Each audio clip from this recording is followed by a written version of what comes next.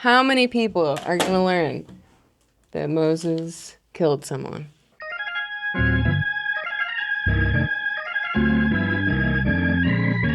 Hey everybody, it's Pastor Los. Welcome to another Gospel Unplugged. This week I am so pleased to be in conversation with my esteemed colleague, Pastor Olson Popp.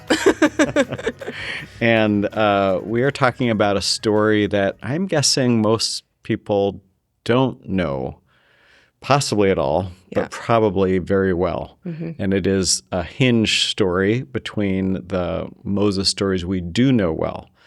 Found in the bulrushes, hidden away from, saved, grows up in Pharaoh's home, Ten Commandments, burning bush, like all that stuff we know. This is one of the hinge stories about how did Moses get from A to B to C and back again. So here we go from the second chapter of Exodus, beginning with the 11th verse.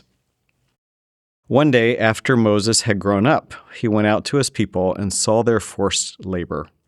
He saw an Egyptian beating a Hebrew, one of his kinfolk. He looked this way and that, and seeing no one, he killed the Egyptian and hid him in the sand. When he went out the next day, he saw two Hebrews fighting, and he said to the one who was in the wrong, "Why do you strike your fellow Hebrew?" He answered, "Who made you a ruler and judge over us? Do you mean to kill me as you killed the Egyptian?" Then Moses was afraid and thought, "Surely this thing is known." And when Pharaoh heard of it, he sought to kill Moses. But Moses fled from Pharaoh. He settled in the land of Midian. After a long time, the king of Egypt died. The Israelites groaned under their slavery and cried out. Out of the slavery, their cry for help rose up to God. And God heard their groaning, and God remembered the covenant with Abraham, Isaac, and Jacob. God looked upon the Israelites, and God took notice of them. You could preach just a whole sermon just on that last verse. I just think that is a powerful God noticed. Yep. Because I think we have all had those moments in life, and they're usually really important when you feel seen by someone. And sometimes it reminds you how often you don't feel seen. You're not even aware of that. You just got kind of used to it, and then you are seen, and it's powerful. So anyway, I was going to ask you, what do you see there? what struck you in the passage? But that just grabbed me reading it out loud. Yeah. I think this is, when I read the Bible, I come to it with two questions, is what does this say about us, and what does this say about God? And I think this is like a really to the point passage that has answers for both of those things. We'll start with God because you started with God. God hears us. God remembers the promises that God makes to us. God notices us. I think what's striking to me about this in particular is that the Israelites groaned under their slavery and cried out, but it didn't say to whom. And I don't know that they knew who God was, and yet their lament, their crying out, their groaning led God to find them and come back to them and see them, even if they don't know that their God is seeing them and noticing them. Those three sentences at the end about who God is are just so powerful and then lead us to the rest of Exodus. But then the question about what this says about us, it's not very good. But it's true and it's real. In short, like violence begets violence. We get angry. We treat people poorly. Even the people we lift up as amazing and important to our stories, like Moses, are still human and do awful things and respond to things that they see in poor ways and hurt people. Like, this is just what it is to be human, and we know this very deeply and very well living in our world today. Yeah.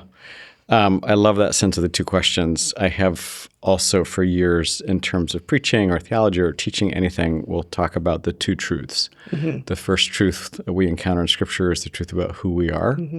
And there are good things about that, but there are also really hard things about it. And that truth can be painful, but also freeing because it's true. And then the second truth is, what does God do about it? How does God respond? Which is, I think, another way of saying, who is God? And so I think that's a fun lens through which to watch, through which to read and hear the story.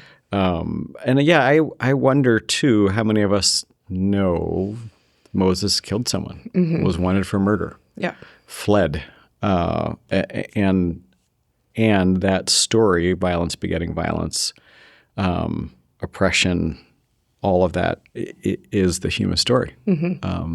Not all the time, but enough. Yeah. Enough to make it painful. Yeah. Yeah. And Moses is an interesting character. He's like torn in between these two worlds, right? And of like the people who saved him, like threatened his life, but then kind of saved him and kept him alive. And then the Hebrew people, like he's torn in between these two worlds, and then he flees it all. Loses both. He loses both and goes to Midian, and that's where he eventually starts his family and blah, blah, blah. Yeah.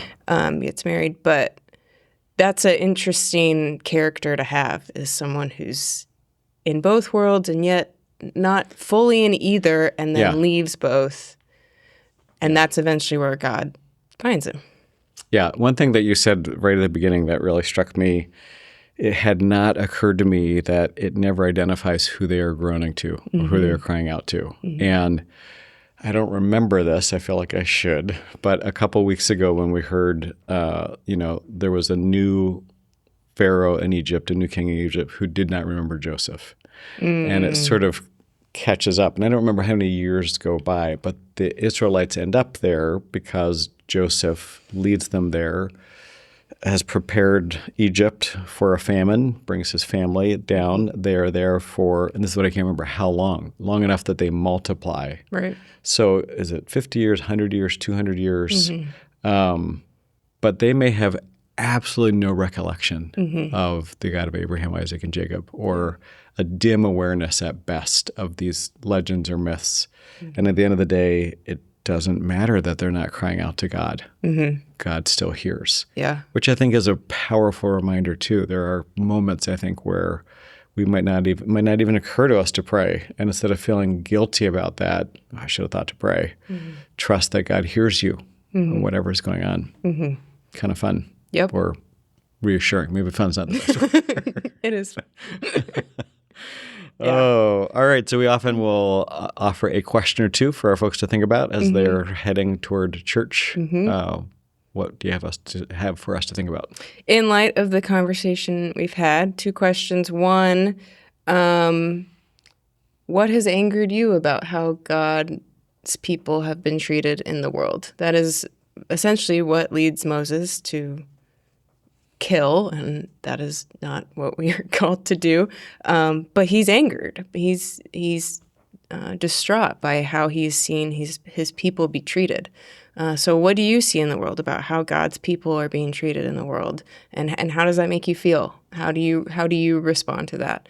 And then second, how has God heard and noticed your own cries and groans that you may not even be praying directly to God, but you may just be feeling or expressing to a friend in a conversation? How is God seeing you? How do you sense that? How do you trust and believe that that's a promise and that God is always doing that?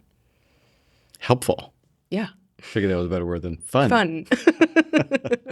We think the Bible is fun, so we just kind of lump everything into that.